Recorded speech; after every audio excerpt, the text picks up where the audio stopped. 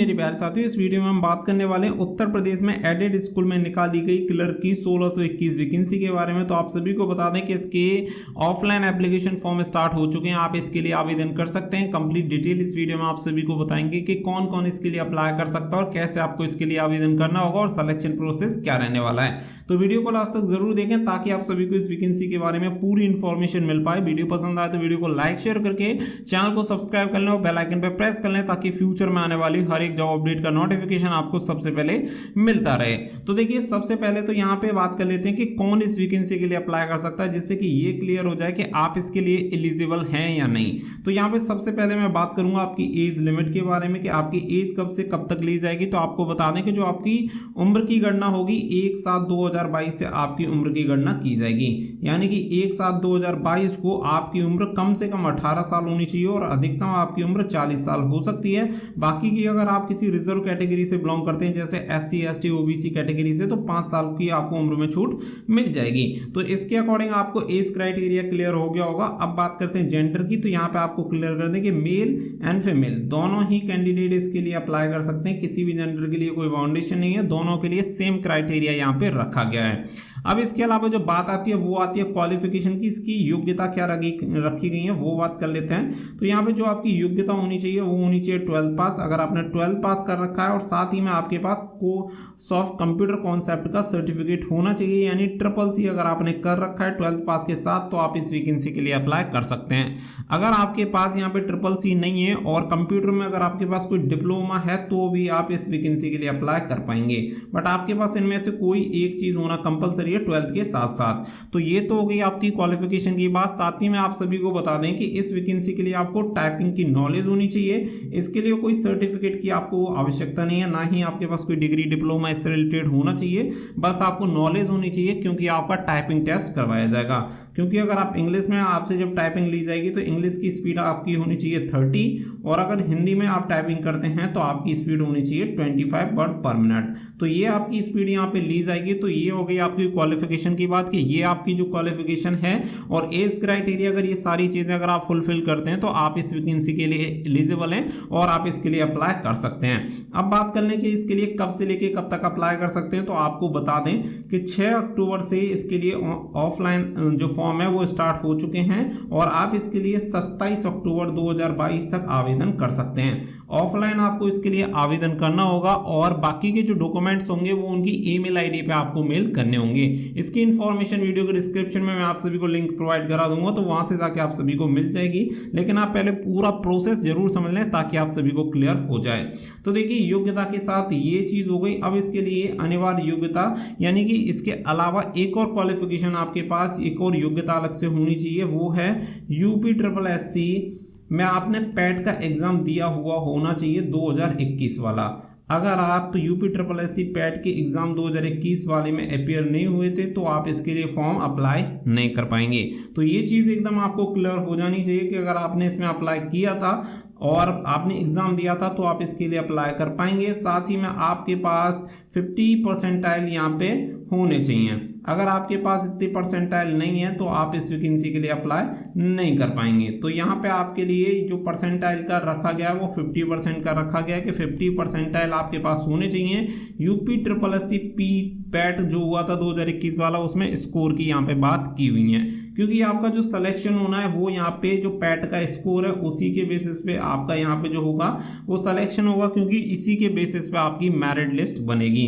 अब ये हो गई बात कि कौन कौन अप्लाई कर सकता है। एप्लीकेशन फीस की अगर मैं यहाँ पे बात करूँ तो आपको बता दें कि यहाँ पे जो एप्लीकेशन फीस रखी गई है, जनरल और OBC कैंडिडेट हैं तो यहाँ पे 750 रुपये आपको फीस पे करनी होगी। अगर आप EWS कैटेगरी से बिलोंग करते हैं तो आपको 500 रुपये फीस पे करनी होगी। वहीं पे अगर आप SC और ST से बिलोंग करते हैं तो भी आपको 500 रुपये फीस पे करनी होगी। तो ये आपकी फीस रहेगी और ये जो फीस रहेगी वो आप DD यानी डिमांड ड्राफ्ट के जरिए या नेफ्ट के जरिए आप जमा करा सकते हैं। तो ये प्रोसेस रहेगा इसमें फीस जमा कराने का, और फीस भी आप सभी को क्लियर हो गई होगी। साथ ही में एज क्राइटेरिया भी मैंने आप सभी को क्लियर कर दिया और साथ ही में ये भी आपको बता दिया कि कब से लेके कब तक आप इसके लिए आवेदन कर सकते हैं। अब बात कर लेते हैं वैकेंसी की। तो यहाँ पे आपको क्लियर कर दिया है कि 1621 टोटल वैकेंसी है ऑल ओवर यूपी के लिए, और ये जो वैकेंसी है वो स्कूल वाइज हैं। यानी कि हर एक स्कूल में, किसी भी स्कूल में एक वैकेंसी है, किसी में 2 हैं या किसी में 3 वैकेंसी हो सकती हैं, और उसी के लिए आपको शॉर्ट लिस्टेड किया जाएगा और उसी के लिए सेलेक्ट किया जाएगा। और जो मेरिट भी आपकी बनेगी वो आपकी स्कूल वाइज ही मेरिट बनेगी। जरूरी नहीं है यूपी की, पूरे यूपी की एक साथ बने, कि किसी का जैसे कि मान के चलिए किसी स्कूल में हो सकता है कि किसी का 85 परसेंटाइल पे सिलेक्शन हो जाए और किसी का हो सकता है कि किसी स्कूल में 80 परसेंटाइल पे भी सिलेक्शन हो सकता है। या जैसे कि मान के चलिए ए बी 2 स्कूल हैं, इसमें कैंडिडेट जो अप्लाई करता है वो मैक्सिमम एक वैकेंसी है दोनों में, तो यहाँ पे जो 80 परसेंटाइल जिसकी सबसे ज़्यादा है उसने अप्लाई किया और बी वाले में 75 परसेंटाइल वाले ने अप्लाई किया, तो यहाँ पे बी का सिलेक्शन हो जाएगा और यहाँ पे ए का सिलेक्शन हो जाएगा। लेकिन यहाँ पे मान के चलिए जैसे कि 77 वाला अप्लाई करता है और यहाँ पे 77 वाला करता है, तो यहाँ पे भी फेल हो जाएगा, यहाँ पे भी फेल हो जाएगा। तो सेम मतलब डिपेंड करेगा कि हर एक स्कूल के ऊपर डिपेंड करेगा, इससे मैटर नहीं करता कि कितने परसेंटाइल पे आपकी कहाँ पे सिलेक्शन होगा, कहीं पे भी हो सकता है। तो ये जो आपकी वैकेंसी है हर एक स्कूल के लिए आपको अलग अलग अप्लाई करना होगा।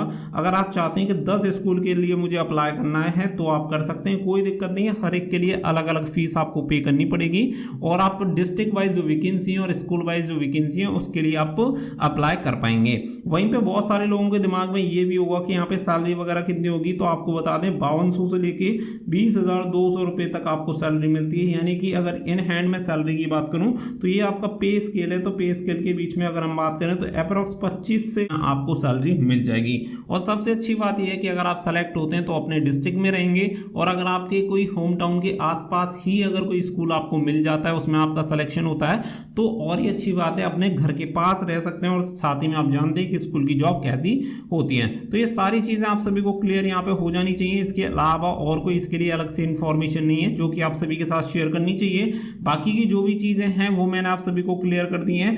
और एक ज़रूरी चीज़ और मैं आप सभी को क्लियर कर देना चाहता हूँ कि जैसे कि मान के चलिए किसी स्कूल में 2 वैकेंसी हैं, तो इसके लिए शॉर्ट लिस्टेड कितने कैंडिडेट को किया जाएगा, 10 गुना कैंडिडेट को शॉर्ट लिस्टेड किया जाएगा। यानी 20 गुना कैंडिडेट को जो बुलाया जाएगा वो टाइपिंग के लिए बुलाया जाएगा। 20 गुना कैंडिडेट मतलब 20 कैंडिडेट को टाइपिंग के लिए बुलाया जाएगा, 10 गुना कैंडिडेट को।